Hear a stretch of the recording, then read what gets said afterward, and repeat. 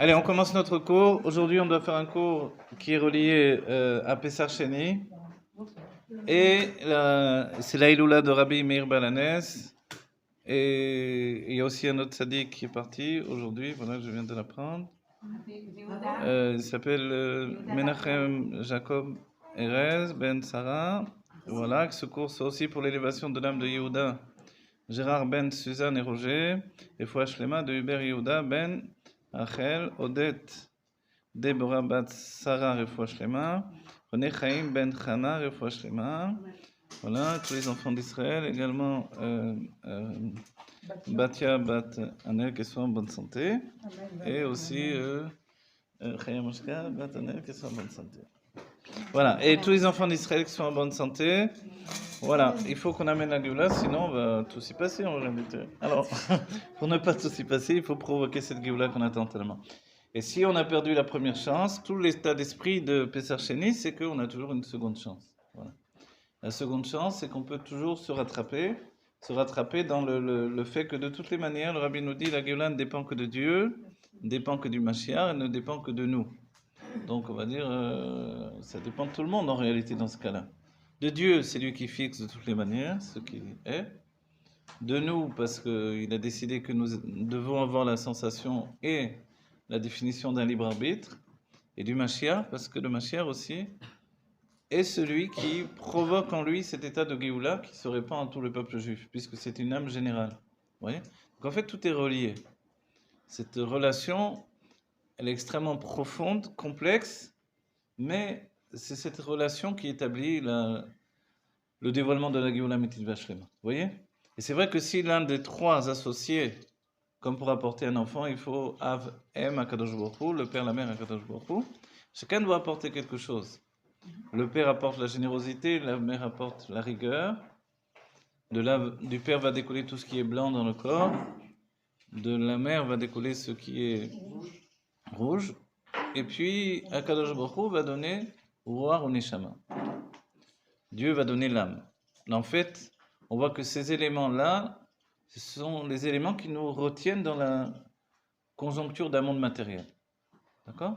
Donc en fait, au point de départ, quand on dit Pessar Sheni, on peut dire, mais pourquoi ça ne suffisait pas d'un seul Pessar ? Pourquoi il faut deux Pessar ? On apprend effectivement que ceux qui n'avaient pas pu apporter le premier Pessar, qui était en relation avec un niveau qui ne leur permettait pas d'accomplir Pessar, le premier Pessar, de manger le Pessar Betahara, alors ils sont venus rouspéter chez Moshe,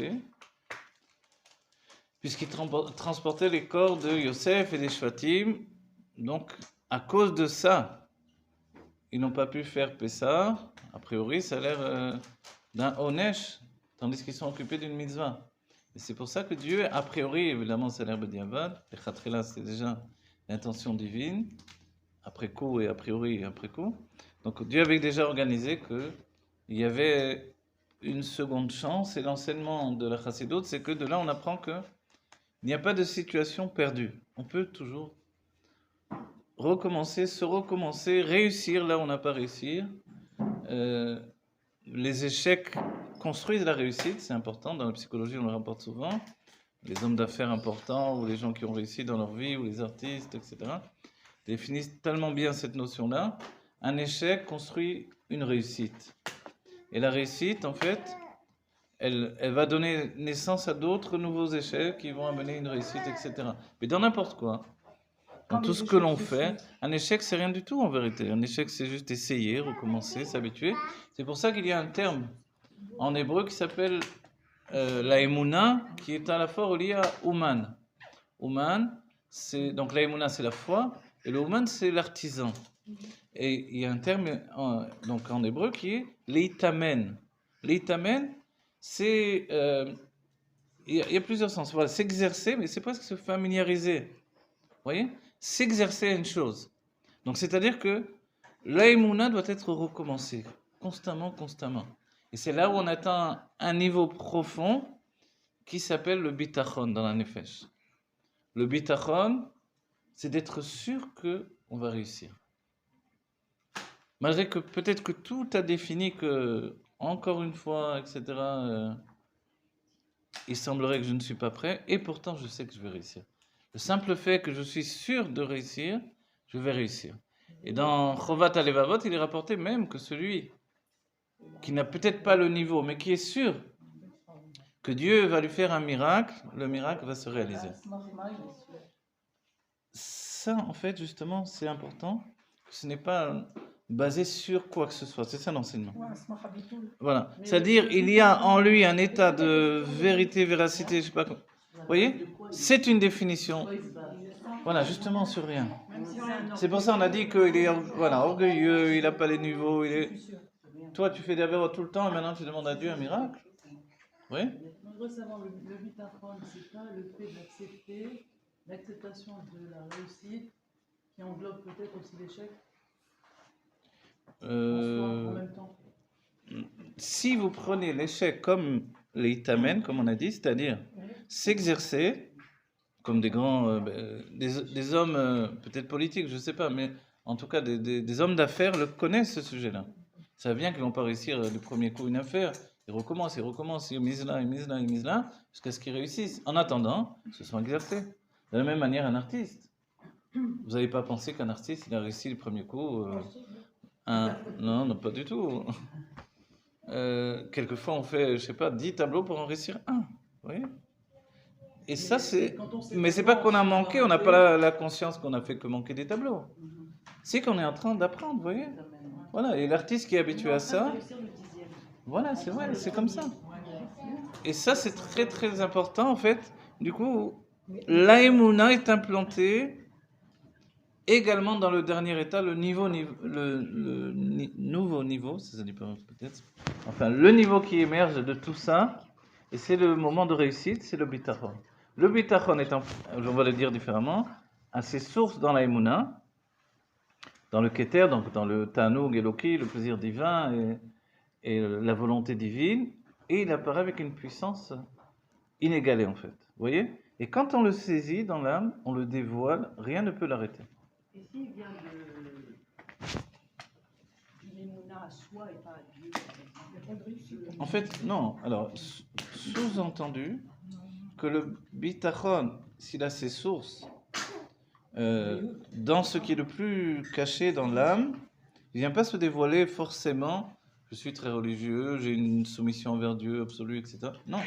Le bitachon peut venir chez quelqu'un qui dit pas question qu'on fonde la Médina, d'Israël avec les religieux. Ça sera pas religieux, sinon ça sera rien. C'est comme ça que c'était au début. L'état d'esprit était comme ça. Et ils ont réussi. Alors on s'étonne, et le rabbi nous dit, c'est parce qu'il n'y avait pas chez eux de situation de je vais faire un peu, Dieu va aider. Ah, pas de Dieu va aider. Si j'y arrive pas moi, personne ne le fera. Donc dans cet état d'esprit, je réussis. Et alors on va dire, mais nous, en tant que Yehudi Ma'amin, le juif qui croit en Dieu, qui base sa vie sur Dieu, on doit avoir exactement le même comportement, nous dit le rabbi, c'est-à-dire faire comme si je fais tout seul, en sachant que c'est Dieu qui a fait uniquement Dieu, parce que de toute façon, un non minevado. Comprenez? Donc en fait, c'est là où on réussit. Et de dire, bon, je vais faire un peu, Dieu il va aider, quand on a dit Dieu il va aider, souvent c'est que... Voilà. Parce que c'est marqué dans la paracha Ekev, c'est une mitzvah de dire Kochim. Ça on dit? C'est une mitzvah. Ah bon? Oui, c'est une mitzvah, mais il faut aussi dire la suite. C'est-à-dire que ce quoi qui a fait qu'on a réussi quelque chose, c'est Dieu. Et a été donné par Dieu. Ah oui? Bon. J'ai jamais vu ça, vous savez? Parce que d'habitude on dit le contraire, on dit de pas justement affirmer cette... Il faut le dire. Il faut le dire, mais il faut le dire entièrement. Ok, c'est intéressant. Il faudrait le voir. Parce qu'habituellement, bon, en 67, quand il y a eu tous les miracles, tout le monde était... Chaque juif était un juif ma'amin. Chaque juif avait la notion de foi en Dieu, exacerbée, on dirait en français. Ah non, tu commences pas à chanter, toi, hein? Et alors, et donc les miracles ont lieu, parce que c'était clair et net, parce que c'était au quitte ou double. Chacun était prêt à mourir pour Dieu, c'est tout. Mourir, et même si c'était pas affirmé que c'était pour Dieu, c'était mourir parce que je suis juif. Mourir pour mon pays. Dans cet état d'esprit, Dieu a fait des miracles sans précédent, forcément. Chacun a vu, c'était 1 contre des milliers. Et pourtant, ce 1 a toujours réussi. Pourquoi? Parce que justement, il y avait un état d'esprit ça s'appelle le Edgalo de Etsem Hanefesh, le dévoilement de l'essence de l'âme. Et à ce moment-là, en fait, c'est l'essence de Dieu qui se dévoile à travers le juif. Après coup, seulement quand on se refroidit, c'est là où ils ont manqué le moment de la Géoula de cet instant-là en tout cas, c'est que après coup, ils se sont quand même assez refroidis, ils ont dit attention maintenant, etc., etc. Et s'est installé un troisième élément justement, que c'est par notre propre force qu'on a réussi. On est monté à l'état de troisième puissance mondiale. Ah, attention. Et là, on perd tout. Et le chidouche de juif, c'est pas de dire je suis fort, c'est de dire je suis faible, mais ma force vient de Dieu. Mais dans le sens, ça peut venir contredire tout ce qu'on a dit auparavant, c'est pour ça que le rabbi dira Ve'achalash yagid ki gibor ani. Et le faible dira car je suis fort, en sachant que la force ne m'appartient pas. Donc d'abord il doit, comment ça se fait qu'il est chalash? Parce que c'est la première définition. Si on n'a pas compris qu'on était faible, alors on ne peut pas recevoir la force divine. Et c'est pour ça que les sages ont précisé que quand on est une brebis entourée de 70 nations, alors Dieu, 70 loups, Dieu se bat pour nous. Mais quand nous, on a l'impression qu'on est aussi l'un des loups, en fait, de la jungle, je ne sais pas comment dire, de la forêt, à ce moment-là, on a toutes les chances de perdre. Vous voyez? Donc en fait, c'est assez complexe. Et l'idée, elle est que on fait tout comme si on le faisait nous uniquement, parce que là, on essentialise notre âme, on accentue le dévoilement de l'essence de l'être, donc qui est l'essence de Dieu, l'être absolu, et à ce moment-là, on peut tout réussir. Vous voyez? Et la même chose pour ceux qui ont eu la chutzpah, on va dire, de venir dire à Moshe, mais nous, on n'a pas fait Pessah Rishon, on est puni. On était occupés dans une mitzvah à cause de ça. On ne peut pas faire la mitzvah de tout le peuple juif. La mitzvah sur laquelle est installé même le niveau de la Géoula. Puisqu'il y a bien un avis qui dit que dans la Géoula, on va quand même citer la Yetziat Mitzrayim, la sortie d'Égypte. Et la sortie d'Égypte, c'est la mitzvah que l'on cite. Qu'est-ce qu'il y a dans les Tfilin? La sortie d'Égypte. Qu'est-ce qu'il y a dans le Shema Israël de tous les jours? La sortie d'Égypte. Qu'est-ce qu'il y a de... Regardez, toutes nos Tfilin, on n'arrête pas de parler de ça. Pourquoi? Parce que si le juif un seul instant pense qu'il est toujours en Égypte, ou qu'il n'est pas encore sorti d'Égypte, ou l'un ou l'autre, alors sa situation est complexe.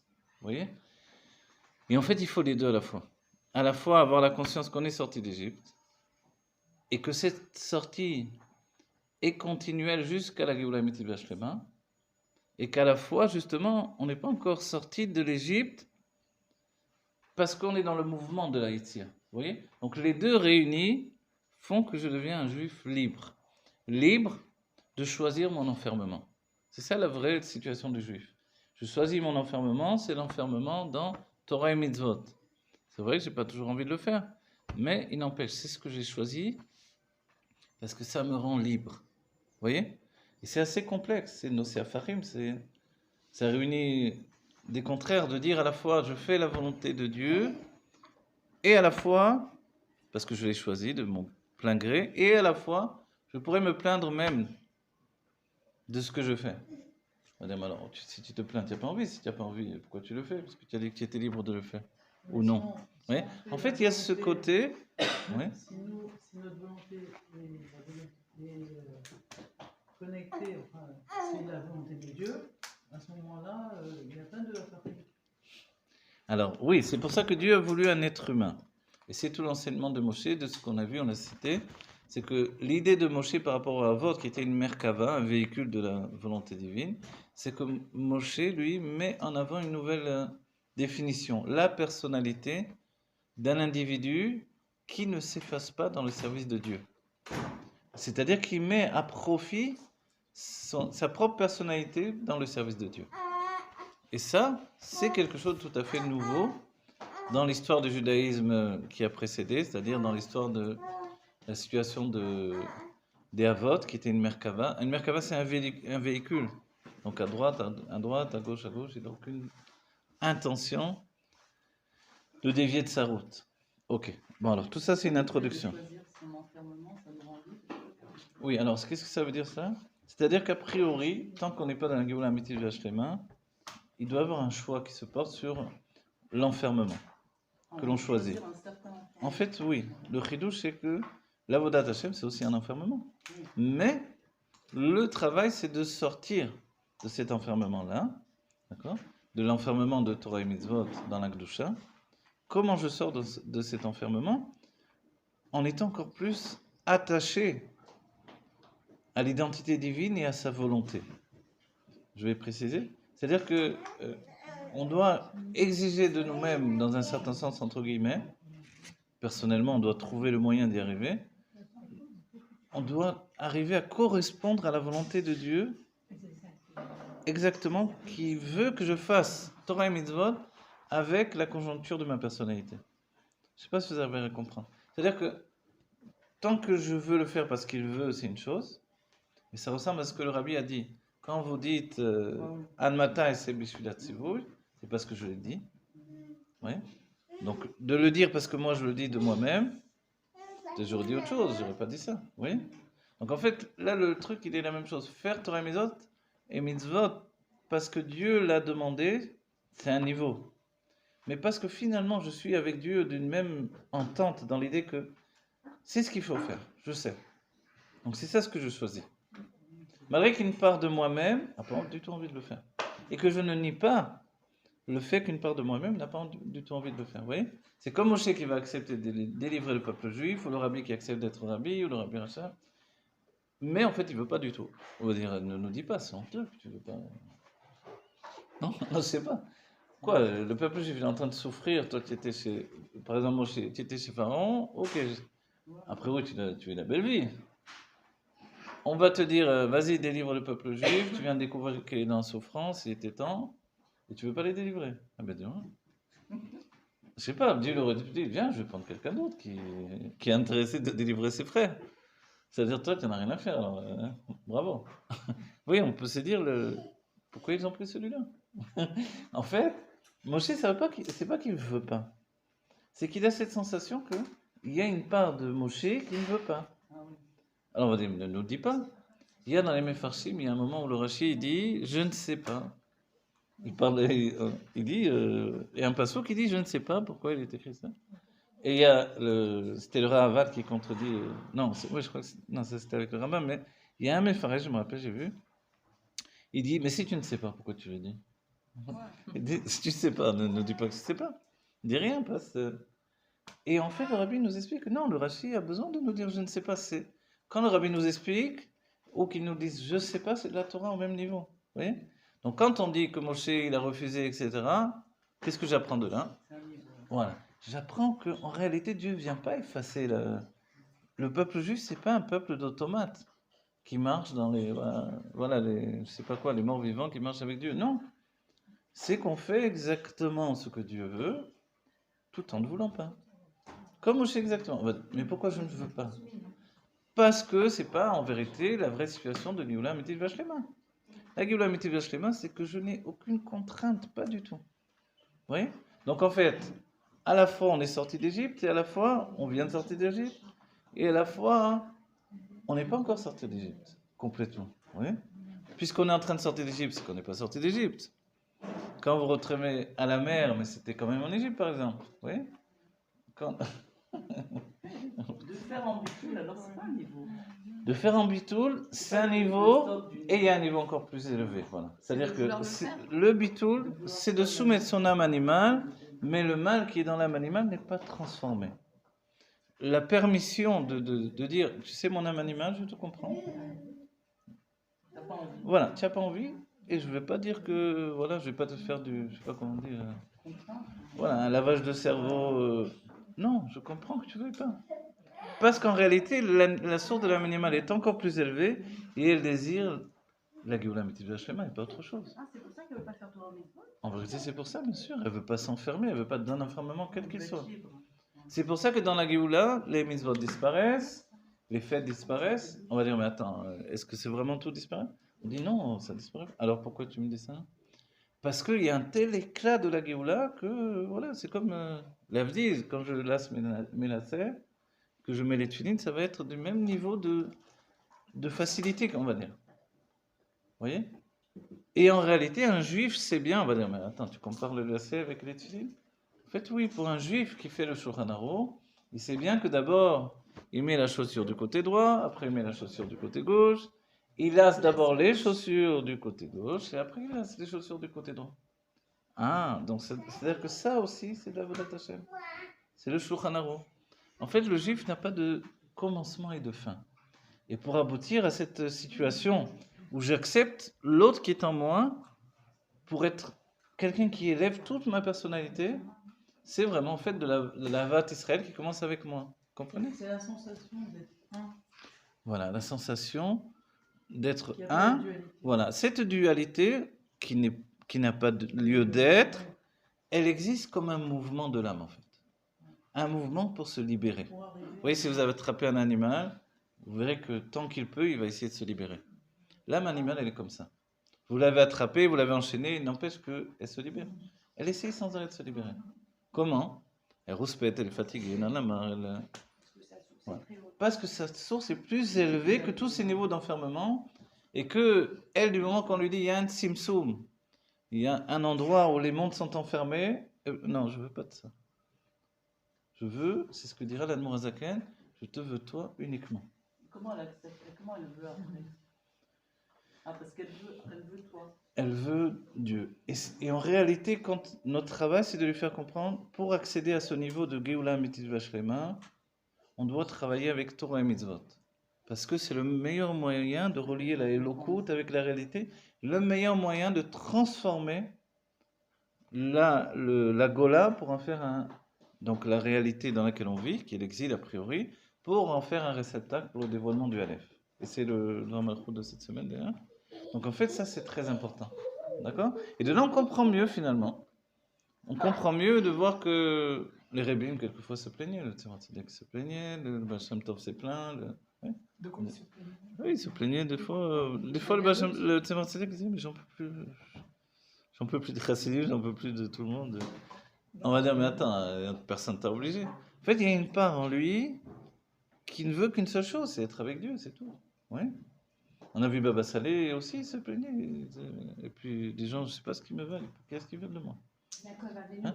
Yaakov Avinu, il s'est plaint. Et alors, on nous dit qu'il était une Merkava. Eh ben, dis-moi, drôle de Merkava, elle fait du bruit quand même quand elle roule. Il s'est plaint. Et dès qu'il voit Pharaon, au lieu de dire je sais pas quoi, il se plaint. Tu as besoin de. Tu veux quelqu'un d'autre à l'extérieur pour se plaindre. En fait, quand nous, on a l'idée qu'il y a l'intimité de Dieu à l'intérieur de Pharaon, peut-être c'est une autre conception des choses. Donc, ça veut dire finalement, le judaïsme, c'est pas quelqu'un qui est. Comme on pense, il est soumis à Dieu. C'est pas une secte, le judaïsme. C'est pas non plus une religion. C'est un être. Cet être, il doit prendre conscience que dans l'expression, il a deux mouvements de l'âme. Ce mouvement de Ratzov et Shov, c'est comme le Ratzov, c'est l'âme divine, et le Shov, c'est l'âme animale, ou le contraire, ça s'intervertit en réalité. Tout dépend qui est attiré par quoi. Et c'est ce mouvement qui nous rend vivants et qui nous rend merveilleux. Donc quand un juif affirme ses différences et son caractère, sa lutte intérieure, il est vivant. Et c'est pour ça qu'on s'est habillé dans un corps de chair et de sang, comme on dit. Voilà. Et Pessar Sheni s'est attaché à tout ce dévoilement-là avec un niveau extrêmement élevé. Alors le rabbi, on va voir de Mahamar, Besiata Dishmaya, Motse Shabbat, Kodesh Parashat Emor, Yud Gimel Yar, Or le Yud Dalet Yar, Pessar Sheni, Atav Shin Lamet Chet. Il y avait Inyan Pessar Sheni, pour comprendre le sujet de Pessar Sheni. Umevaer Admor Tzemach Tzedek, le Tzemach Tzedek nous explique dans son Bemamaro Dibur HaMatril Zeh, dans un mamar avec le même Dibur HaMatril, vous vous rappelez, les rabbis ont toujours le même Dibur HaMatril. D'accord? C'est très important de savoir ça. Dibur HaMatril, c'est-à-dire soit le pasouk, le verset qui commence le mamar, soit la vie Inyan, comprendre un sujet. Donc si un rabbi ne l'a pas dit, on ne le trouve pas chez le rabbi qui vient, le rabbi suivant. De Inyan Pesar Sheni Yuvan Alpi Shloshat Agdamot. Alors, Pesar Sheni, qu'est-ce que c'est? Pour comprendre Pesar Sheni, il faut 3, comment on dit Agdamot? Introduction. 3 introductions, bravo. Préalable. Voilà. 3 introductions au préalable. Akdama Aleph, I Aefresh ben Chodesh Arishon, Nissan, ve Chodesh Hasheni. Le Rabbi, pour l'expliquer, nous dit il y a une première Akdama, une première introduction, c'est que il y a une différence entre le premier mois et le deuxième mois. Vous vous rappelez que les mois commencent à Nissan. Nissan, c'est le Rosh Chodesh des mois également. D'accord? Parce que c'est lui qui fixe les documents officiels de la royauté juive, qui normalement n'est que la royauté de David. Ok? Donc en fait, un roi de David, son année commence à partir de Nissan. Donc le premier mois, c'est Nissan, et le deuxième mois de l'année, c'est Iyar. On est là dans le deuxième mois de l'année. Be'avodat Adam, il y a une différence entre l'un et l'autre. Donc dans le service de Dieu, dans le travail que l'homme doit fournir dans ces 2 mois, il y a une différence. Quand on dit avoda, c'est aussi une perception. C'est-à-dire que la perception que j'ai de mon comportement dans le service de Dieu pendant le mois de Nissan n'est pas le même que le comportement adopté ou perçu pendant le mois de Iyar. D'accord? Donc c'est intéressant de savoir, alors quel est le comportement maintenant? Dès Chodesh Nissan, Shanekuda vo une grande atzlacha. I Yetziat Mitzrayim, le Chodesh Nissan. Qu'est-ce que c'est vous savez, dans la Chassidut, on dit toujours la Nekuda. Chassidut Rabbah, en tout cas. Nekuda, ça veut dire qu'est-ce que je dois retenir d'une chose? La fête de Pessah, qu'est-ce que je retiens? C'est la sortie d'Égypte, c'est tout. Après, bien sûr, il y a d'autres niveaux, etc. Les matzot, le vin, mais la base, c'est la sortie d'Égypte. C'est bien que même la matzah découle de la sortie d'Égypte. Matzazo, shanu ochlim, al shumma. Pourquoi nous mangeons cette matzah? La Gana nous dit, al shumma. Pour quelle raison? Al shum, shelo ispika, batsekel, shelavotenu, leachmitz. Parce que la pâte de nos pères n'a pas eu le temps de gonfler. Donc, pourquoi? Pour quelle raison? Parce qu'il y a eu la sortie d'Égypte. Donc en fait, tout Pessah est réuni dans l'idée de sortie d'Égypte. C'est simple, on le sait, il faut juste le préciser. Voilà. Et qu'est-ce que c'est le sujet de la sortie d'Égypte? C'est le travail qui s'appelle Sourmera, s'éloigner du mal. Qu'est-ce qu'on a fait quand on est sorti d'Égypte? On a fui le mal. Sourmera. Aïno, She'ara u betlokfo ve'avoda i liot Sourmera. C'est que le mal est dans toute sa puissance et que le travail, c'est de fuir le mal. On va dire, c'est pas glorieux de fuir le mal d'un certain point de vue. Hein, c'est assez étrange, finalement, de dévoiler toute la puissance de Dieu et de définir qu'on a fui le mal. On a fui le mal, c'est-à-dire que le mal est du mal. Voilà, il est fort, il est puissant, donc il peut me faire du mal, a priori. De la même manière que Jacob a fui Esav. Donc on est un peuple qui fuit le danger, donc qui fuit l'épreuve aussi d'un certain point de vue. C'est-à-dire que on a l'impression que de donner toutes les makol, les 10 plaies d'Égypte, c'était plus facile pour Dieu que de nous transformer psychologiquement. Hein? C'est fou. Ouais, tu as transformé la Teva, le monde entier, tout, plutôt que de transformer notre psychologie. En fait, ça rejoint tout ce que l'on a dit précédemment. C'est-à-dire que la lutte qu'il y a en moi pour affermir le bien et le mal, même accepter la part du mal qui est en moi, ou nier l'identité du mal, parce que enon milivado, vous voyez cette phrase et l'importance que je dis maintenant, nier l'identité du mal, d'accord? Nier l'identité du mal, c'est justement ne pas être comme les chrétiens qui disent le diable et le bon Dieu. Il n'y a pas de diable, alors, donc il y a uniquement le bon Dieu. Et comment il peut être le bon Dieu quand il fait du mal? Effectivement, c'est problématique. Mais, pourquoi c'est problématique? Parce qu'en réalité, la définition du mal, c'est quelque chose de très humain. Mais quand on définit ce que nous percevons comme le mal, mais de manière divine, le mal n'est plus du mal. Par exemple, la chose la plus terrible qui peut exister chez nous, c'est la mort. Or, de manière divine, qu'une âme s'élève dans les mondes divins, elle se voit accéder à la lumière divine et enfin débarrasser de son travail, elle accède à la récompense, Dieu peut nous dire, je ne vois pas où est le mal. Où il y a du mal là-dedans? Tu travailles pour finalement être récompensé. Au moment où je te récompense, tu me dis, tu fais du mal. Oui. Vous voyez comment l'optique elle peut tout à fait changer, C'est pas le hein? bien. Hein? Parce que là, Alors c'est voilà, pas le bien. alors voilà. Et c'est là où la chassidou nous dira non. Le rabbi, quand il nous bénit, nous dit Atov aniré vaniglé. Le bien que l'on voit, vous voyez, et qui se dévoile, qui est dévoilé comme du bien. Mais le mal permet l'existence.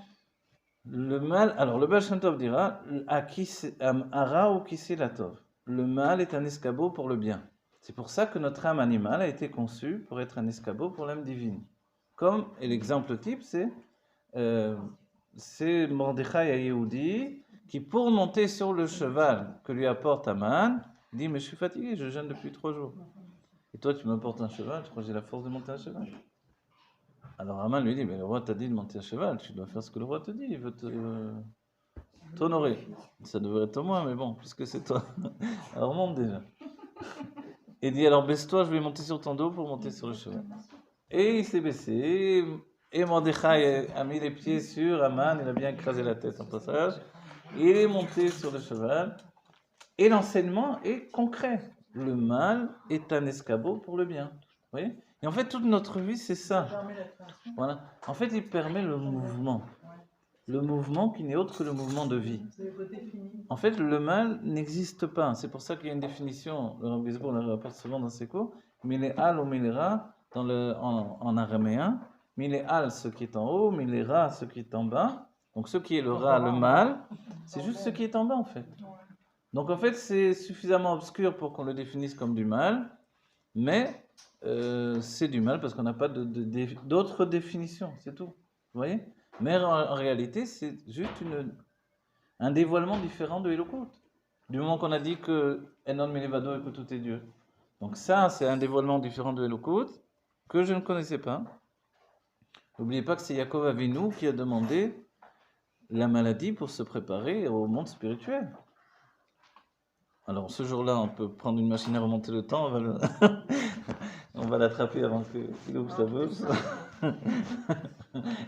On va lui régler son compte. On va attraper aussi Abraham Avinu. Il avait qu'à attendre les copains de lui. Quand les gens confondaient la même chose Abraham, les gens confondaient Abraham et Yitzhak. Ils parlaient Abraham, ils croyaient que c'était Yitzhak, ils parlaient Yitzhak, ils croyaient que c'était Abraham. Parce qu'il n'y avait pas de différence, il n'y avait pas de signe de vieillesse. Donc il a demandé d'avoir les signes de vieillesse physique. Aussi on va l'attraper. Abraham Avinu. Yaakov Avinu a demandé la maladie. Yaakov Avinu a demandé la maladie avant de quitter ce monde pour se préparer au monde spirituel. Et Yitzhak, qu'est-ce qu'il a demandé? Yitzhak, non, Yitzhak, lui, il est lié à la Géoula, c'est pour ça qu'il est lié. Il a demandé le tzrok à s'allier Elohim. Dieu, il a fait un tzrok. Donc en fait, on s'est dit, bon, donc ils avaient une formulation du bien, les avot, qui n'est pas la nôtre forcément, qui n'est pas même celle de Moshe Rabbeinu en réalité. Hein. Moshe, il est plutôt dans notre mentalité, tandis que les avot ont une mentalité qu'on ne connaît pas en fait. Qui est un peu la mentalité moussarique d'exil qu'on n'aime pas du tout, surtout pas dans la chassidoute, vous voyez. Mais forcément, il y a là aussi une notion de bien. Mais ce bien-là, on peut dire qu'il n'apparaît pas comme du bien pour nous, en tout cas, dans cette dernière génération. Parce que nous visons la vie éternelle, la jeunesse éternelle, la bonne santé éternelle, le dévoilement de la Elokut, le retour de tous ceux qui sont partis. Donc forcément, dès qu'il y a encore lieu de dire l'Eilon Nishmat et ces choses-là, et que Dieu préserve, on enterre encore quelqu'un, alors forcément, c'est pas en relation avec la Géoula Metil Vashlema. C'est une Géoula quelque part. L'âme, elle est séparée de ses souffrances. Ok? Mais il ne faut pas oublier que ces souffrances ont été données pour la préparer au monde spirituel. Donc c'est du bien. Mais ce bien-là, on n'en veut plus en réalité. Oui? Il faut oser le dire, on n'en veut plus de ce bien-là. C'est une sorte de bien qui était bien à un certain moment, qui aujourd'hui est périmé. Parce que ce n'est plus dans l'ordre d'état d'esprit de la Géoula Metil Vashlema. Dans la délivrance complète et véritable, voilà. Dans notre vision et dans notre conception. Mais Voilà. je trouve que ça fait plus peur d'être contre ça que d'accepter le fait que ce soit du bien. Non, n'ayez pas peur. N'ayez pas peur, c'est parce que... Comment? N'ayez pas peur. N'ayez pas peur. Il ne faut pas avoir peur de Dieu. Ah, tu as dit ça? Attends, je vais t'attraper. Non. Dieu... Non, Ouais. je veux dire que Rien, mais c'est bon. moins facile à vivre quand on est contre cette idée-là, Ah, d'accord, oui. de ne pas vouloir voir ce soi-disant mal, mais on Mhm. n'entend plus que de dire non, c'est pas du mal, c'est du bien, il y a Ouais, tout ouais, ce qui c'est se passe. facile. Ah oui, oui, d'accord. Genre, pour c'est ça que normal, je ne quoi. comprenais pas la phrase que tout le monde disait à matin. Ah, Mais de cette Sans manière, on parce va que jamais ce pouvoir que la l'on nuire. vient de dire, ouais. quelque Non, mais part. ce que j'ai dit là. Oui, je comprends. C'est complexe, le matin, c'est très complexe. En fait, Comment on passe justement de cette conception-là En fait, voilà, ouais. à un corps de étal dans la Géoula? Voilà, n'oubliez pas, bravo, c'est une bonne chose, le corps d'étain de la Géoula et le Tanya, même le Tanya, le mot Tanya, c'est une clipa aussi, vous vous rappelez, qui veut nous empêcher d'étudier la Torah. Pardon. Donc en fait, Tanya, c'est, si ce n'était que le livre est devenu un cheval de, je sais plus comment dire, enfin, un truc de combat, quoi, cheval de course. Bon, un cheval de bataille, bravo. Pour combattre en fait cette clipa-là, sinon auparavant il y avait justement la difficulté des choses. Dans la Géoula, on aura un corps de éteinte, c'est-à-dire un corps indestructible, qui sera le corps de la Géoula, qui lui va dépasser tout ce que l'on connaît. D'un autre côté, il naîtra des nouvelles âmes qui viendront s'habiller dans la matière de Géoula Amitid Vashlema, sans passer par l'union d'un père et d'une mère. Directement descendront ces âmes-là, des âmes nouvelles. Et en fait, ça va être une autre époque totalement. Mais là, je vous parle déjà d'après Triat Hametim.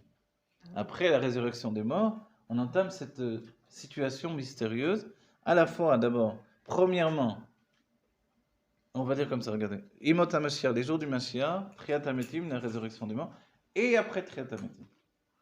La résurrection des morts, jusque-là, on peut encore concevoir. On a vu des gens qui partaient, on peut les imaginer revenir.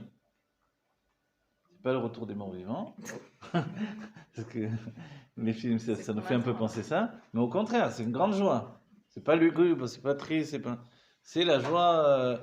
Et les sages ont dit, Veigalé tzrok pinou, la joie, les rires qui vont fuser de partout, d'une joie indescriptible qu'on ne pourra pas expliquer en fait, qui sera au-delà de tout. On ne va plus pleurer que de joie.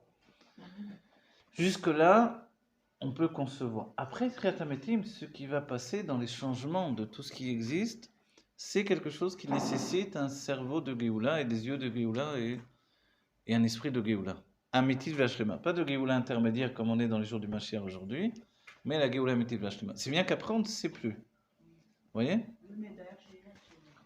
Pardon? Ah, voilà. L'onedaj, bidiou. On ne sait pas hâte jusqu'à ce que l'on soit dans la situation. Donc là, ce qu'on attend, c'est Triat Hametim. Là, en fait, l'étape que l'on attend, c'est Triat Hametim. Et voir se concrétiser dans les jours du Mashiach les annonces qui sont faites déjà. Et le Rabbi nous dit dans un mamar de l'Akbormer, bientôt l'Akbormer également, c'est qu'en fait, cette notion qui s'appelle une Iloula également, qui est une fusion, une joie d'un mariage, c'est en fait que dans les jours du Mashiach dont on a entamé la première partie, il va y avoir également le Bet Hamikdash, Ashlishi, il va y avoir Triat Hametim des plus grandes sadikim, et peut-être même Triat Hametim complètement. Et c'est une marloquette pour l'instant, on verra bien. Mais Moshe sera revenu, en plus du Mashiach, il y aura Aaron pour être Kohen Gadol dans le Bet Hamikdash. Et déjà nous-mêmes, on aura atteint le niveau de transformation, qui n'est pas une transformation en autre chose, mais redéfinition de notre perfection en fait. Vous voyez? Retour à la perfection initiale avec un niveau encore plus supérieur. C'est-à-dire revenir à la perfection d'Adam Arishon en le dépassant au niveau de tout. Malgré que Adam Arishon lui-même est un avis, est un prophète plus élevé que tous les autres prophètes. Même que Moshe Rabbeinu. Et c'est pour ça que Moshe avait besoin de recevoir un niveau, c'est écrit dans le Zohar, dans la Kabbalah, dans le Harizal par exemple, dans l'Écouté Torah, il dit que Moshe avait besoin de recevoir un niveau qui dépassait en fait. Les Havot, c'était un niveau qui venait d'Adam Arishon. Parce que même les Havot n'atteignaient pas encore le niveau d'Adam Arishon dans la perception du divin, la proximité essentielle, directe avec le divin. Vous voyez, quand Dieu vient dans le Gan et parle à Adam Arishon, c'est une perception qui est, dans un premier temps, absolue. C'est-à-dire qu'il n'y a pas... Adam Arishon est le Keli Rishon avec Akadosh Baruch Hu. Il est la première expression, il est à l'image de Adam Kadmon, donc de la volonté générale de la création. Et puis ensuite, la faute c'est comme de rentrer dans le Tzimtzum, de voir cette notion de voile qui vient le revêtir d'un vêtement qui est une séparation.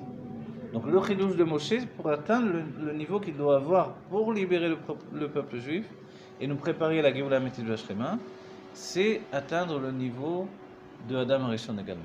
Ce que les Avon n'avaient pas eu précédemment. Vous voyez? Donc c'est pour ça que la névoie de Moshe est comparable à celle de Adam Arishon. Et c'est panim el panim, face à face. Vous voyez, quand Dieu vient et cherche Adam Arishon, même s'il est déjà après la faute, lui dit Ayeka, c'est un niveau de proximité, quoi qu'il en soit. C'est-à-dire, a priori, il vient se promener, il le cherche. On peut dire, mais c'est quoi venir se promener, chercher, etc. C'est quoi cette image? Alors le Rashi nous dit, c'est pour rentrer dans le langage, de manière à parler avec lui. C'est comme lorsqu'il parle à Caïn, il lui dit, mais où es-tu, qu'est-ce que tu as fait, etc. Et encore ce Ayeka qui recommence, pour que Caïn ait le temps de faire tchouva. Et à ce moment-là, on s'aperçoit qu'il n'a pas tellement fait tchouva. Et on reverra cette même situation encore plus nébuleuse avec Bilam, où Dieu lui dit qu'est-ce que tu fais. Mais là, c'est déjà par l'intermédiaire d'un rêve, parce que Bilam, qui reprend aussi une part de l'âme de Caïn, alors Bilam, il a décidé de se diriger vers le mal. Vraiment, la direction est affirmée vers le mal. Donc, qu'est-ce que le mal? C'est de nier, en fait, la fusion avec Akadosh Baruch Hu. Qu'est-ce que le bien? C'est d'accepter que tout est Dieu d'une manière ininterrompue. Vous voyez? Et c'est complexe, et c'est là où ça définit le fait que, à la fois savoir que tout ce qui est, c'est Dieu, de bien et de mal dans ma perception, donc de bien absolu parce que c'est le bon Dieu. On ne peut pas dire c'est le bon Dieu, mais ça, c'est moins bien. Alors là, on bascule chez les autres. Donc c'est le bon Dieu dans tout, ok? Et si c'est le bon Dieu dans tout, donc j'accepte tout comme étant du bien. Mais c'est là où je dis, compte tenu que nous a dévoilé les nouvelles cartes du jeu, pas les cartes, mais quoi qu'il en soit, aujourd'hui on doit fusionner avec la Géoula Amitית V'Ashlema. Le Rabbi l'a précisé. Comment on provoque la Géoula Amitית V'Ashlema? En prenant déjà les minagim de la Géoula. Les minagim, c'est l'état d'esprit en fait de la Géoula, qui fait que le mal n'est plus gratuit. Le mal n'est plus une solution à la problématique de l'identité en fait du juif dans l'exil. Non, c'est terminé. Il y a une autre solution qui est le dévoilement du bien absolu. Jusqu'à présent, ce n'était pas déterminé, et maintenant c'est déterminé. Alors un mal pour un bien, ça existe. Ça n'existe plus en réalité. Le Rav, vous savez, je traduis le livre de Rav Notik. Rav Notik dit, en rapportant le Rabbi, qu'en fait, pourquoi dans les générations passées, l'épreuve était dans la richesse plus que dans la pauvreté? C'est parce que précédemment, dès qu'une personne se mettait à vouloir plus d'argent, il se séparait également plus de Akadosh Baruch Hu. Mais aujourd'hui, au contraire, grâce à l'argent, on peut faire des choses pour le nom de Dieu. Et c'est un moyen de se rapprocher de Dieu qui est à proximité de chacun en fait. C'est-à-dire d'être riche, voilà, contrairement, parce que les choses ont changé. Voilà. Et la base va dire, mais comment ça a changé? En fait, ça a changé parce que la barrière entre Elionim et Tartonim, entre la divinité telle qu'elle est dans les mondes divins et la réalité de la matière, qui paraît une réalité autre, en fait, la barrière,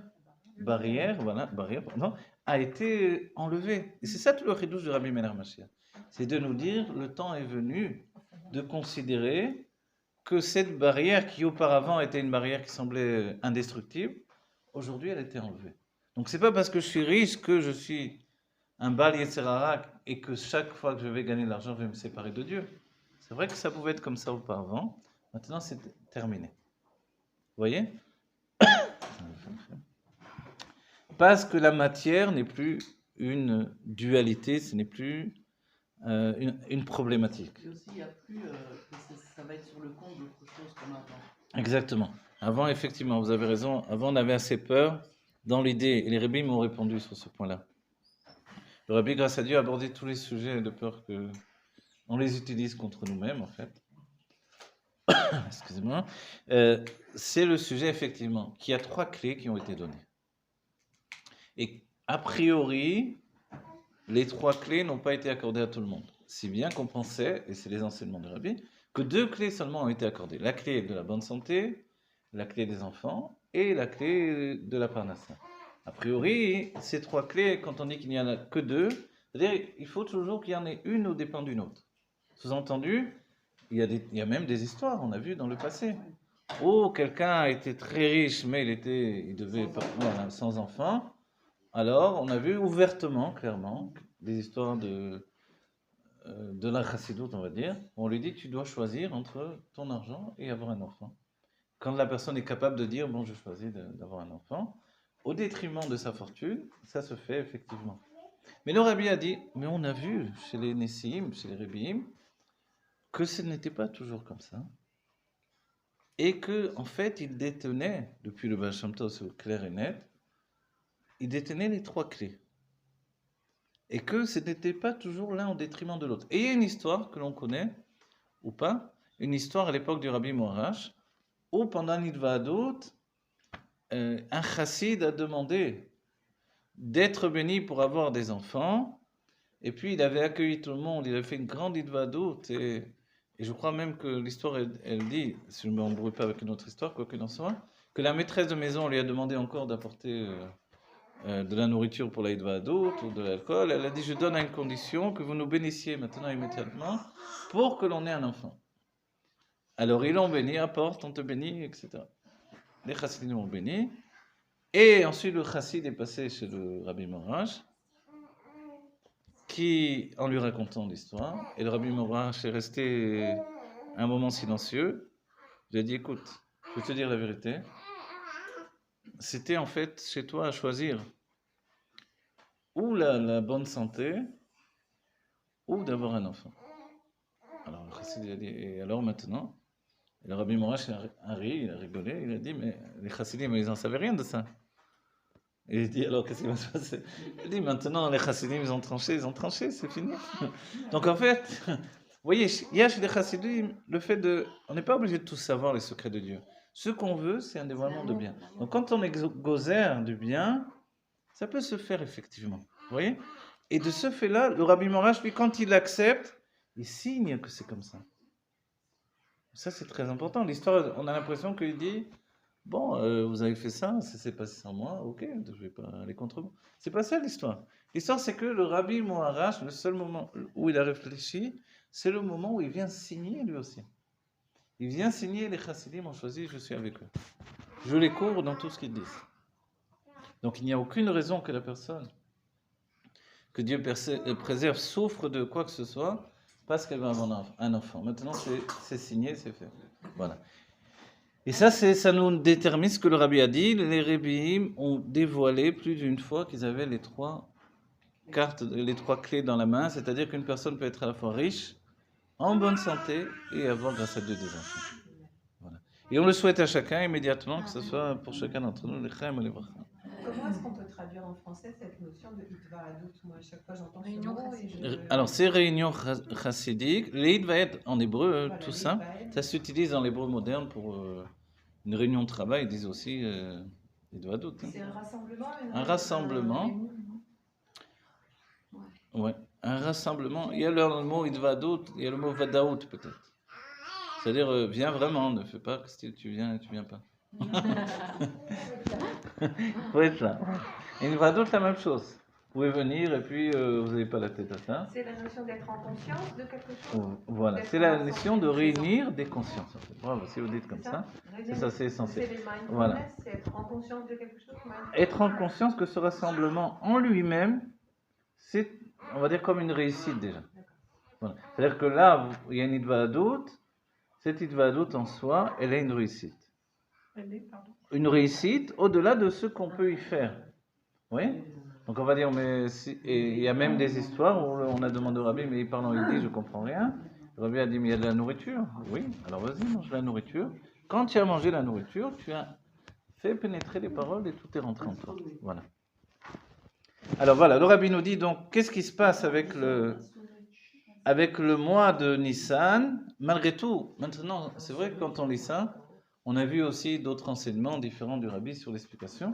Mais quoi qu'il en soit ici, vous savez, l'un des trucs que l'on peut voir, je me rappelle mon ami Simantov Kalimian me disait, mais comment ça se fait le rabbi? On étudie Pessah, Pessah c'est le plus élevé, on arrive à Pourri, on était avant Pourri, mais Pourri c'était le plus élevé. Après là on est Chodesh Iyar. Il nous dit c'est le plus élevé, donc Pessah Sheni, vous allez voir, le rabbi dit c'est plus élevé que Pessah Rishon, etc., etc. Je me rappelle, il a demandé au Rav Notik, il a dit, mais comment ça se fait le rabbi? Une fois ça c'est plus élevé, qu'est-ce qui est le plus élevé quoi? Et Rav Notik il a dit, mais tout, là où tu te trouves à l'instant présent, c'est ça qui est le plus élevé, c'est ça l'enseignement du rabbi. Vous voyez? Et c'est ça, c'est vivre avec son temps. Il y a la notion de vivre avec la paracha, mais vivre également avec cette notion de ce que je vis, c'est ce qui est essentiel pour moi maintenant. Il n'y a pas plus élevé parce que dans ce moment-là, je peux me réaliser. Et toi, tu chantes, tu discutes. Et discute, hein? Alors, vous avez dit tout à l'heure en Sichon, il y a 3 clés de Pessah Sheni. Il y a une différence entre le premier et le deuxième mois. Alors oui, voilà, on va voir. Donc on a dit pour l'instant, le mois de Nissan, c'est Somera, fuis le mal. Effectivement, il était à Mitzrayim. Tu veux me parler, ma poupée? C'est un bébé qui parle plus que... Elle pleure pas beaucoup, elle parle beaucoup. Non, mais elle veut que vous la regardiez. Au début, elle a pleuré tardivement. C'est-à-dire au début, elle pleurait pas, elle parlait. Ah, elle explique. J'ai besoin de vous occuper, j'ai faim. Ok. Oui, mais calme-toi un peu. Ouais, ok. Alors. Chodesh Zéhou, ok. On a dit, première situation, Chodesh Nissan, c'est Somera, Aïnou, She'ara ou Betokfo. Ve'avoda iliyot Somera. Le mal est extrêmement puissant, c'est pour ça qu'il faut le fuir. La tzed, v'livroar me'ara. Sortir et s'enfuir du mal. À l'époque. Dans un premier temps, vous savez, comme je vais vous dire quelque chose, c'est que ce qui est merveilleux, c'est qu'a priori, regardez, quand on voit, je ne sais pas quelles histoires, les chevaliers de la table ronde ou les trucs des goyim, ce que vous voulez, tout le truc, c'est d'être courageux. Pas de fuir le mal, ou de s'enfuir. Là, on nous dit, un peuple entier a fui le mal. Parce qu'il était extrêmement puissant. Je dis, mais attends, d'abord, quand on regarde l'état de l'Égypte, ils étaient plus puissants. Là, c'est-à-dire, si les Juifs auraient voulu se soulever maintenant et détruire l'Égypte, terminer ce qu'ils avaient terminé, c'était pas très difficile. Vu qu'ils étaient extrêmement nombreux, vu que les autres étaient dans un état pitoyable, donc, mais quand même, ils ont fui. Alors, l'enseignement qui est incroyable, c'est qu'ils n'ont pas fui le mal, on va dire perçu à l'extérieur d'eux-mêmes, ils ont fui le mal intérieur. Voilà. Et où ils pouvaient fuir le mal étant eux? Voilà. Et c'est pour ça c'est très important de le savoir, parce que sinon on ne comprend rien, parce qu'on va dire, excuse-moi, alors fuyez du début le mal, fuyez, pourquoi vous avez accepté l'exil, etc., fuyez. Non, maintenant que Dieu est avec nous, on fuit le mal, mais c'est un truc de fou ça. Dieu il est venu, il commence à détruire l'Égypte, il fait des 10 plaies. Donc il peut en terminer tchic-tchac avec les Égyptiens. Alors qu'est-ce qu'on fuit dans l'histoire-là? On fuit les animaux, ils n'en ont plus, les chevaux, ils ont par miracle, parce que Dieu avait prévu qu'il y aurait la fuite et la tombée dans la mer, etc. Ok? Donc quel mal on fuit en réalité? On fuit le mal qui est en nous. Et ça c'est extraordinaire, c'est que on était suffisamment encore archaïque pour avoir le comportement de fuir un mal intérieur par une exode physique. C'est-à-dire, on fuit un mal intérieur en fuyant un pays. Mais vous comprenez, ça c'est extraordinaire. Maintenant, non. Tout le travail que l'on fait, c'est de sortir de tout ça. Et alors, Méchané Makol, Méchané Mazal, ça vient de... T'as quitté la galoute?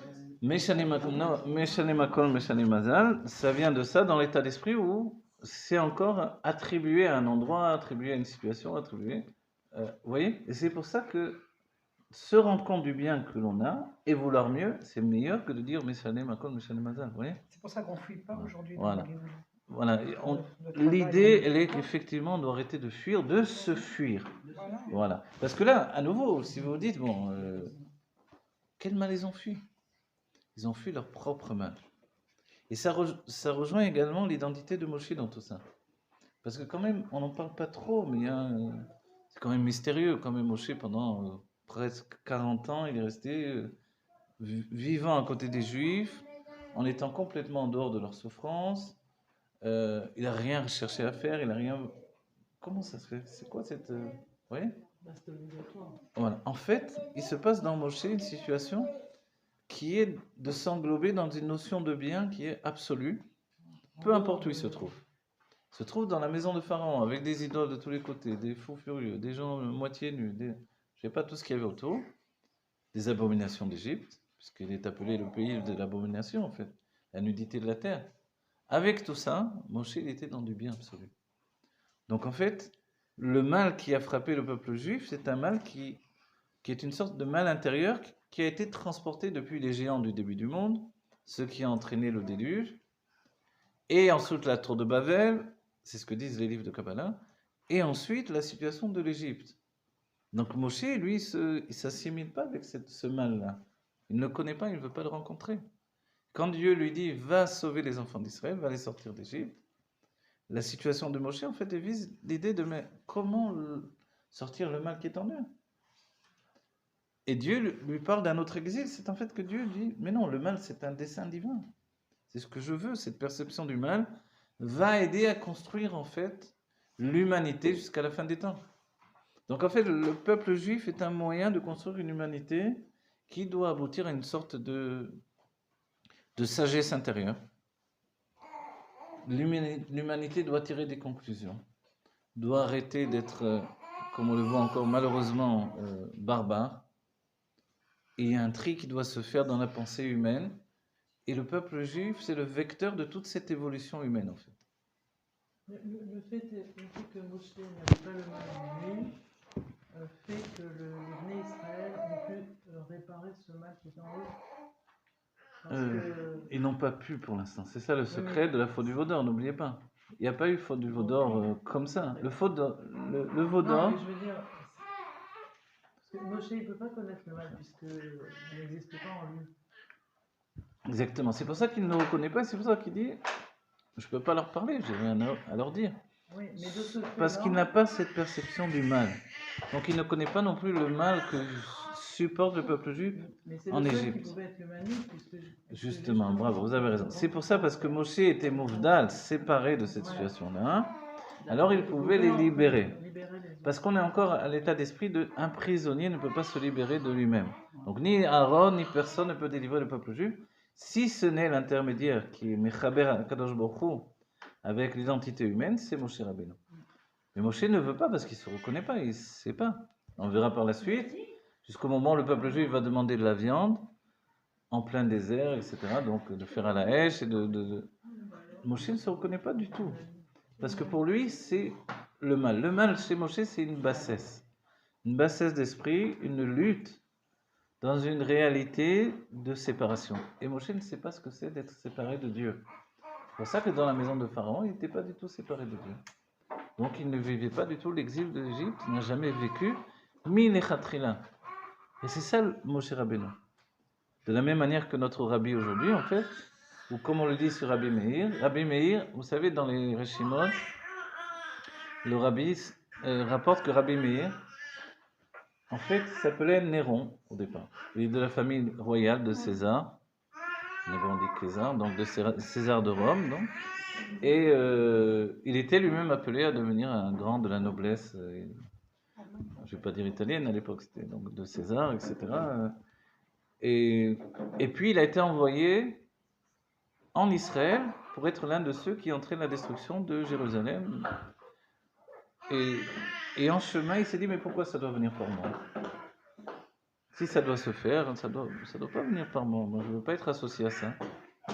On ne sait pas réellement la source de cet éveil qu'il y avait en lui, si ce n'est l'âme juive qui était en lui, effectivement. Mais cette âme juive ne lui a pas laissé de tranquillité. Et on dit qu'à ce moment-là, il a pris un arc et une flèche, il a tiré en direction de Jérusalem, il voit que la flèche va tout droit. Il se tourne d'un autre côté, il tire la flèche, elle comme poussée par un vent, elle retourne vers Jérusalem. De tous les côtés, elle allait vers Jérusalem. Et Rabbi Meir a dit, j'ai compris que la chose a été arrêtée, que ça doit se faire, que Jérusalem doit être détruite, mais moi j'ai décidé que ça ne doit pas passer par moi. Il a tout laissé, il est parti, et puis il est allé dévoiler son âme divine, et il est devenu Rabbi Meir. Voilà. Et le Rabbi dit en fait, très souvent, même les sages ne savent pas toujours que c'est la même personne. Le Rabbi lui-même fait une enquête et il dit en fait c'est le même. Ce Rabbi Meir qu'on connaît, cet homme-là, c'est le même qui prend un nom qui ne lui appartient pas. Rabbi Meir, c'est pas un nom, c'est une expression des sages. Il faisait briller les yeux des sages, du coup il est devenu Rabbi Meir. C'est-à-dire un rabbi qui est Meir les yeux des sages, vous voyez. Et son nom est resté Rabbi Meir. Mais son véritable nom, on ne le sait pas trop. Et à la base, le rabbi nous dit qu'il s'appelle Néron en fait. Et Néron, curieusement, ça veut dire quoi? Néron, c'est nerf aussi. Voilà, un petit nerf. C'est aussi ça porte de la lumière. Donc voilà. Aussi. Il y a les nérotes, il y a Néron. En fait, comme le rabbi, quand il change un nom, quelquefois, quelqu'un dit j'ai pas de nom juif, c'est quoi votre nom? Et on voit dans les dollarim, des femmes en particulier, le rabbi il dit bon, tu t'appelles comme ça. Et c'est une transformation. En fait, une remise à niveau de ce qui est déjà. Et Rabbi Meir, alors, ce que l'on dit d'extraordinaire, c'est que pour lui, la faute d'Adam Arishon n'existait pas. La faute d'Adam Arishon n'existait pas. Si bien que les sages ont cité dans son Sefer Torah, les Kutnot Or étaient écrits avec Aleph et non pas avec Ain, c'est-à-dire des tuniques de lumière et non pas des tuniques de peau. Or, a priori, ça change tout le sens. Donc, c'est pas le même Sefer Torah, donc c'est pas la même Torah. Donc, c'est pas kasher. On disait, oui, il est kasher. Pour Rabbi Meir, c'est pas un mensonge. C'est comme ça qu'il vivait. Donc, en fait, c'est extraordinaire. C'est-à-dire, cet homme-là, il est parti d'une extrême à une autre et il a atteint un niveau où le mal n'existe plus. Où la faute d'Adam Arishon, l'Echatrila n'existait pas. C'est-à-dire, pour nous, c'est un enseignement. C'est-à-dire, comment on peut accéder à la Géoula Mitzvah Shlema alors qu'il y a eu le mal qui s'est perpétué pendant des siècles? En fait, il faut que l'Echatrila, le mal, n'existe pas. C'est-à-dire déjà, a priori, on prenne conscience que le mal, la mort, la maladie, tout ça, ça n'existe pas. Mais pourquoi ça, a priori, ça continue? C'est parce qu'on on a l'impression que c'est obligé. Quand on tend vers une chose mal, comme si Hachem nous détournait de ce mal. Je ne sais pas si vous le vivez, mais moi je le vis au quotidien. Quand je veux faire quelque chose qui finalement n'est pas si bien, comme si de là-haut, quelque part, on me dit non, c'est pas cette route-là, c'est une autre. Et je change, même ma parole, je la change. Vous vivez ça ou pas? Alors ça se passe pas bien. C'est un témoignage. Non, mais c'est bien, c'est important ce que vous dites, c'est très beau. Bon, allez, on va boire du café. Alors tout ça, vous voyez, tout ça, on est parti du fait que Nissan, c'est quand même fou, c'est Sourmera, on s'enfuit du mal. On fuit le mal, pourquoi? Parce que le mal est bête tokfo. Et c'est vrai qu'on a étudié Parashat Bo, le mal est dans toute sa puissance. Vous vous rappelez Parashat Bo, c'est la parashat de la sortie d'Égypte, qui veut dire viens, qui ne veut pas dire sors. Vous vous rappelez, c'est déjà une contradiction. Et Pharaon, au lieu d'être totalement soumis, un autre que Pharaon aurait dit c'est fini, même mon fils j'ai perdu, etc. L'Égypte n'existe plus. Donc l'Égypte merveilleuse, personne ne la connaît plus. Elle a existé avant les 10 plaies d'Égypte. C'était on dit un jardin de la terre, malgré que c'était un endroit de nudité, d'abomination pour Dieu, mais c'était quand même un jardin de la terre merveilleux. Donc cette Égypte, elle a disparu après la sortie d'Égypte, dès le moment des Makot. Mais ce qui est étrange, c'est que Paro restait avec toute sa puissance. Or, le but des 10 plaies, c'était de soumettre l'élément de poussière. Alors, comment on peut soumettre l'élément de poussière et on te dit qu'il reste dans toute sa puissance? Vous vous rappelez Paro à Afar? Comment ça va? Non, c'est pas tombé sur elle. Elle a juste peur. Vous inquiétez pas. Elle a eu peur, c'est pas. C'est très grave. Ils sont forts, les enfants, vous inquiétez pas.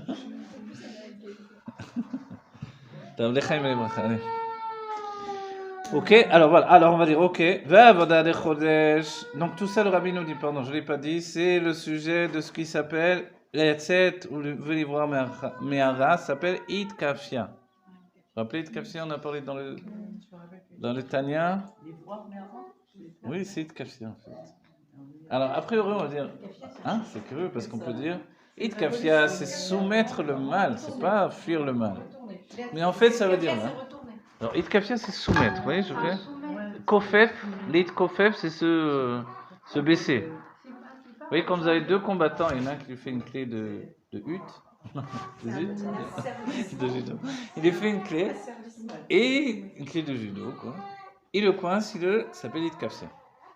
C'est soumettre le mal. J'ai pas l'impression que je fuis le mal. C'est ça qui est intéressant. Vous avez souligné, hein? Voilà. A priori, je suis plus fort, donc je me suis. Mais non, en fait, ça s'appelle Itkafia, ça s'appelle fuir le mal. Parce que, voilà, justement, parce que le mal, il n'est pas. En fait, le mal, c'est toujours mon mal. Tant que je suis en train de le soumettre. Vous savez qu'est-ce qui se passe dans l'action d'appuyer sur une chose, c'est comme appuyer sur un ressort. Quand je vais lâcher, qu'est-ce qui va se passer? Il va rebondir. Vous voyez? Donc il va rebondir, c'est-à-dire qu'il va revenir même encore plus fort, encore plus haut. Donc en fait, moi j'ai juste fui le mal. J'ai fui la problématique qui devait transformer le mal en bien, ou qui devait définir que le mal n'était pas du mal. Dès le moment que j'accepte le mal pour du mal, même si je soumets le mal, en fait, je fuis le mal. Comprenez? Et c'est ça, en fait, ce que le rabbi définit ici. En fait, voilà. C'est pour ça notre politique intérieure, dans notre pensée a été souvent, dans les derniers cours, de définir que l'âme animale n'est plus exactement... On ne doit plus la regarder uniquement dans les désignations du Tanya, dans le premier... le Tanya a plusieurs lectures. C'est pas que c'est pas dans le Tanya, forcément, sinon on ne serait pas là. Mais le Tanya a lecture Aleph, lecture Bet, lecture... Donc il a plusieurs niveaux de dévoilement, voilà. Et première lecture, on voit l'Admor Hazaken nous dit, tu dis de l'âme animale, tu es le mal, tu es object. Bon, on insulte pour faire justement cette itkafia. Mais cette situation de nier le mal en le soumettant, c'est de nier le mal qui est en moi. Donc plutôt que de voir le mal qui est en moi, c'est comme un père qui va crier sur un enfant parce qu'il ne supporte pas le mal qui est en lui. Voilà. Donc alors, voilà, j'ai une montée de nerfs, au lieu de calmer ma montée de nerfs, je m'emporte sur l'enfant qui a fait une petite bêtise, ou même grande, peu importe. Donc, quel est le dévoilement d'une certaine puissance? Oui, mais c'est nul. C'est le dévoilement de ma faiblesse, en fait. Vous voyez? En fait, cette faiblesse-là, c'est la faiblesse de fuir le mal qui est en moi, malgré que j'ai l'impression d'être actif. Vous voyez? Et c'est ça exactement qui s'est passé. Ve'avoda, on va dire donc le contraire forcément. Ve'avoda de Chodesh Iyar, et le Chodesh Iyar, le mois de Iyar, qu'est-ce que c'est son travail dans le service de Dieu? De'inyano ameyuchad shel hachodesh ze, shebo u nivdal mishar hachodashim, u shebechol yom bo yeshna mitzvah meyuchedet de Sfirat HaOmer. Et avoda de Sfirat HaOmer, she'inyana u birur hamidot ve'afichatam legdusha itapra. Traduit, dit le Chodesh Iyar, pendant tout le mois de Iyar, il y a un travail qui est relié à la Sfirat HaOmer. Ce travail de Sfirat HaOmer, c'est une mitzvah constante de chaque jour. Chaque jour, c'est un jour de mitzvah. Quelle est la mitzvah? Transformer le mal en bien. Vous voyez? Le Chodesh Iyar, voilà. Pour dévoiler le bien qui est dans le mal. Alors, maintenant, dans le Chodesh Iyar, qu'est-ce qu'on fait?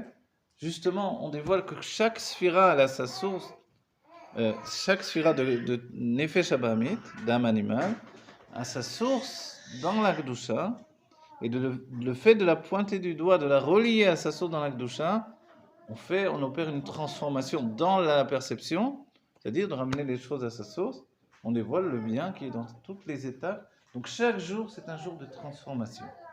Comprenez? Si bien que tous les jours, on était occupé non plus à fuir le mal, mais à faire le bien. Aujourd'hui, j'ai fait du bien. Comment j'ai fait du bien? J'ai fait du bien de ce qui s'appelle, vous voyez les shlavim qui sont passés. Du chesed, après on est déjà dans le netzar, on va arriver dans le hod, on est rentré dans le hod. Vous voyez? On est rentré dans le Hod, on rentre dans le Chesed du Hod, et après la Gvura de Hod. Et le Hod, vous savez, dans toute la Sfirat HaOmer, on dit que c'est... Je dois terminer le cours là, excusez-moi, on terminera avec ça. Le Hod, c'est dans toute la Sfirat HaOmer, c'est la Sphira la plus basse. La plus basse et la plus complexe, et Sfirat HaOmer, c'est une période aussi, comme c'est une lutte avec la notion intérieure dans chacun d'entre nous, on peut se sentir un peu secoué pendant Sfirat HaOmer, pendant le Homer. C'est bien que chez les élèves de Rabbi Akiva, ça a entraîné des Sfirat HaKelim, une brisure des réceptacles. Psychologiquement, ça a été une destruction. Et nous, notre travail, c'est de le faire comme une reconstruction intérieure. Ok ? Et ce qui est merveilleux, c'est que chaque jour, on signe une transformation de la réalité pour aller vers le bien. Donc, on est occupé à faire le bien tangible et véritable. Mais dans les sphérotes, il y a des niveaux. Et quand on arrive à Hod, c'est la sphère la plus fragile. C'est la jambe gauche. C'est là où Jacob a été frappé. On est déjà rentré dans le Hod. C'est là où il y a aussi ce qui s'appelle l'innocence. Et l'innocent est attaqué de toutes parts. Et comme il est attaqué de toutes parts, les forces du mal prennent de la force directement de ce niveau-là. Alors, on va dire, donc c'est terrible, ça, on arrive dans le Hod, on a envie de s'enfuir. Et c'est pour ça que tout à coup, des tzadikim sont là. Des neshamot qui se donnent de toute leur âme et qui dévoilent une élévation particulière. Rabbi Meir Ben Alès. Et puis on va arriver à Rabbi Shimon Bar Yochai. Qu'est-ce qui se passe? C'est le Hod du Hod, c'est Rabbi Shimon Bar Yochai. Au moment le plus dangereux de toute la Sfirat HaOmer, les kabbalistes, vous savez, ne font pas de kavanot dans la Sfirat HaOmer, si ce n'est au moment de la Sfira elle-même, parce qu'ils ont peur qu'il y ait Yanikat Achitzonim, que les forces du mal viennent les attaquer. Alors on va dire, alors c'est un moment dangereux. C'est un moment où on se met à nu. C'est ça l'idée de Sfirat HaOmer. Et au moment du niveau le plus dangereux, Hod Shebe Hod, Rabbi Shimon Bar Yochai vient et fait sa Iloula. Il fait Venafor Ou et il dévoile que c'est le jour qui est le plus élevé de toute Sfirat HaOmer. Et comme le Rabbi nous dit ici, qu'est-ce que Chodesh Iyar? Le mois de Iyar est plus élevé que le mois de Nissan et Pessar Sheni est plus élevé que Pessar Rishon. Pourquoi? Parce qu'on est occupé à faire le bien et qu'on est en relation avec la Sphira de Yesod, de Tiferet de Hatzilut. On s'est élevé dans l'Hatzilut alors que Nissan en était avec la Malchut, qui occasionnait également les mondes de la séparation. En s'élevant avec Tiferet et avec la Sphira de Yesod, on s'élève au niveau de Yosef Hatzadik qui, au sein même de l'Égypte, était capable de devenir lui-même un roi de l'Égypte. Vous voyez? Et le fait qu'il ait préservé Pharaon, je ne sais plus comment on dit en français, en hébreu, Pharaon en français, voilà, Pharaon en hébreu, alors c'est pour préserver l'identité de l'essence de Dieu qui était en Égypte.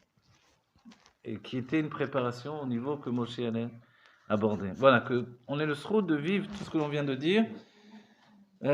En définitive, le mal n'existe pas et les canescabo pour le bien. Et notre travail, c'est de quitter la notion de sourmera qu'on a fait pendant des siècles. C'est fuir le mal pour arriver à la définition absolue, qui est la définition de faire le bien de manière ininterrompue et dévoiler le bien absolu, puisque non milevado, donc il n'y a que du bien. Effectivement, Dieu, c'est le bon Dieu.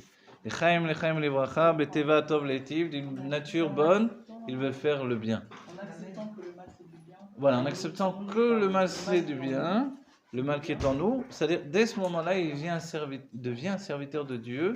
C'est ce que dit la suite du Mamar, mais on n'a pas le temps d'y accéder, mais Rabbi dit que l'âme animale est capable de donner à l'âme divine ce qu'elle n'a pas, donc ce qu'on a étudié par rapport au Tanya, et c'est justement cette force-là que l'on doit dévoiler par le travail de Sfirat HaOmer, jusqu'à arriver à même tête, Shari Kedusha, Shari Keter, jusqu'aux 49 portes du Keter, et même jusqu'à la 50e porte qui est donnée grâce à ce travail qui est occasionné avec l'âme animale, justement. Donc on atteint Shavuot, en définitive, dit le Rabbi, non pas grâce au Chodesh Nissan, qui n'est que l'enclenchement du système, mais on ne fait que fuir notre mal. On atteint Shavuot, le don de la Torah, grâce à Sfirat HaOmer, qui transforme en fait la désignation du mal qui est en nous comme une affirmation du bien tangible et véritable pour l'éternité. Voilà. Chaim lebracha, que l'on soit les Juifs de Géoula, que Pshuto Mamash, et Chiyam Melach Mashiach. Que tous ceux qui sont partis reviennent immédiatement. Très première dommage, je vais très à ta métier. Très à